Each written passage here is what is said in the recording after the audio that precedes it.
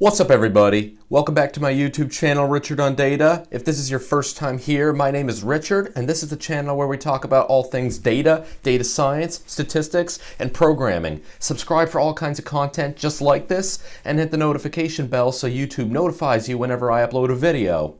I'm going to talk about a concept that all too often gets forgotten when people interpret results in the fields of applied statistics and data science. And that effect is called regression to the mean, also known as the regression effect. This has some pretty major implications in those instances when you're doing subsequent or even repeated measurements over time. And if you're unaware of it, you can come away with some pretty serious misinterpretations. So I'm going to give you a definition of regression to the mean, then I'm going to explain why it's true, and then we're going to go through an overview of some of its implications. Here's the definition. So let's suppose somebody takes two distinct measurements. And for sake of an example, let's just say somebody's taking a test, then they take a subsequent follow-up test, but it could be anything. And then we observe that the first measurement is somewhat extreme, either high or low. That individual is likely, on average, to be closer to the mean on the subsequent test. Now, this is just a statistical tendency. It's not guaranteed to happen, but especially as you start to take repeated measurements, this becomes more and more likely to occur. Now you're hopefully asking yourself why this is the case, so I'm going to walk through three different ways in which regression to the mean can be demonstrated. The first way to demonstrate regression to the mean is what I like to call the all chance versus no chance scenarios. And if we come back to our test score example, I think almost everybody intuitively would agree that the measured score is equal to your ability plus chance. Now let's think through two different extreme scenarios. If the measured score came down 100% to luck or chance or error or whatever you want to call that, or if there's no luck or chance involved whatsoever.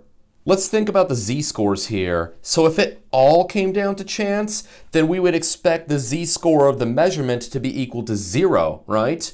I mean, that's the expected value of a normal 0-1 distribution, and we're assuming here that the chance isn't biased in one direction or the other, that is lucky versus unlucky being more likely than the other. If none of it had to do with chance, then every measurement would be exactly the same. The measurement would be exactly equal to ability, and so we would get that same score each and every single time. Turns out reality, it's somewhere in the middle. There's always going to be some ability and some chance that comes into play. So our z-score is expected to be somewhere between those two extremes. It's expected to be between a z-score of 0, that is the mean, and the z-score from the previous measurement. Now on the thread of z-scores, let's put this another way, and let's just assume we have a formula z2 equals z1 plus chance. z1 is the z-score of the first measurement, z2 is the z-score of the second measurement. It's a statistical rule that if two variables, let's call them x and y, are independent, then the variance of x plus y is equal to the variance of x plus the variance of y. If we apply that rule here, we would end up with the variance of z2 is equal to the variance of z1 plus the variance due to chance. And we've agreed that the variance due to chance is greater than 0. So one of two things has to be true here. Either the variance of z2 is greater than the variance of z1, or our whole original premise was off. Turns out it's the latter.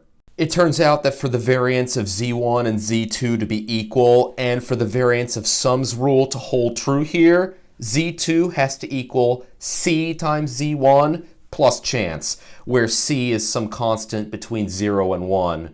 As a result, the expected value of z2 equals c times the expected value of z1. As a result, the expected value of the z-score is going to be closer to 0, meaning the measurement is expected to be closer to the mean than the first one. Now, another way to demonstrate regression to the mean is through the simple linear regression equation. Let's consult our good friend Wikipedia for this one. So we start from the simple linear regression equation, y equals alpha plus beta times x, where alpha is the intercept term and beta is the slope term. And we obviously have the well-established least squares estimates, alpha hat and beta hat. Beta hat is the correlation coefficient times the standard deviation of y over the standard deviation of x. Alpha hat equals y bar minus beta hat times x bar, where y bar and x bar are the sample means of y and x, respectively. So now just plug alpha hat and beta hat into the equation for y to arrive at the fitted value y hat. And yes, you have to plug the expression for beta hat into the expression for alpha hat if you're following along, but it's all straightforward algebra. You end up arriving at the equation y hat minus y bar over the standard deviation of y equals the correlation coefficient times x minus x bar over the standard deviation of x. Now, unless you have perfect linearity, the correlation coefficient is somewhere between -1 and 1. So to those of you who are new to this, what does all that mean? Well, it means that the predicted value of y, given a regression on some variable x, is expected to be closer to the mean of y than x is to the mean of x. Now, this won't happen if you have perfect linearity and r is equal to -1 or 1, but in the real world, that never happens. And in fact, the closer r is to 0, the more regression to the mean occurs. And now that hopefully I've convinced you that regression to the mean is a very real thing, let's turn back to Wikipedia for some examples of it. And there are examples of it in literally every domain that you could think of. Back to the example of people taking tests. So let's suppose you have people taking 2 versions of a test on 2 successive days. What you're probably going to see is that most of the people who did the worst on day 1 do better on day 2, and the people who did the best on day 1 do worse on day 2. And think of this in terms of the first explanation I gave, where a score is based somewhat on ability and somewhat on chance. A lot of people who did really well at first did so out of luck. And so that's not necessarily likely to play out the second time around. And similarly, people who did worse than their ability the first time around will tend to see their scores increase the second time. That is, to be closer to the mean the second time around for the same general reason. And there's plenty of other examples. So let's say we have a sports team and they win a championship. Now, obviously, they aren't guaranteed to win the second time around. And in fact, the more of their first success that was just due to luck, the less likely that they'll win again next year. Although, of course, the flip side of that is true too. And the more of the win this year that can be attributed to skill, the better their chances are next year. Similarly, in clinical trials, a drug that outperformed other candidate drugs is less likely to if we do a second trial. Then a business that had a highly well-performing quarter is expected to do more average the next quarter unless there was an underlying reason for doing better the first time. But the last example here is actually the most telling one, in my opinion. So baseball players with great batting averages tend to get cover features on magazines. Then they do less well over the next period of time that their performance gets tracked, thus leading to this theory that appearing on the cover of magazines causes them to perform less well, when no, that's generally not it at all. It's just regression to the mean.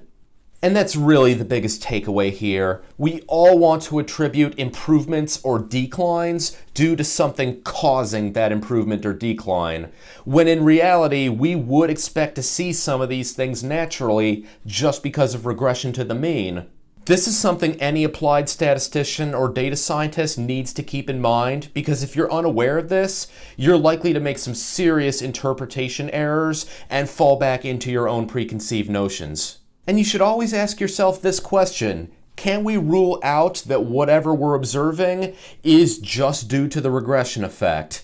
If not, you may want to think about collecting more data before you make too strong of a conclusion. So thanks for watching this video. If you enjoyed it and you would like to support my work, the most helpful thing that you could do for me would be to share this video. Otherwise, at least consider smashing the like button, and then leave a comment down below and let me know when you've run into regression to the mean.